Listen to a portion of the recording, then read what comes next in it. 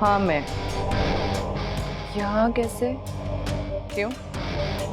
तुम राहिल को रास्ता बना के जब मेरी जिंदगी में आ सकती हो, तो क्या मैं तुम्हारे इस घर में नहीं आ सकती? जी। हाँ,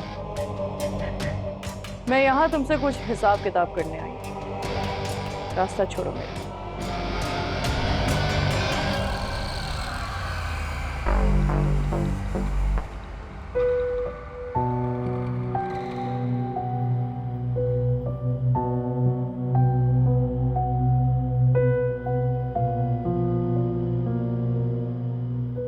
ओ, फोन शायद मैं तानिया के कमरे में भूला है।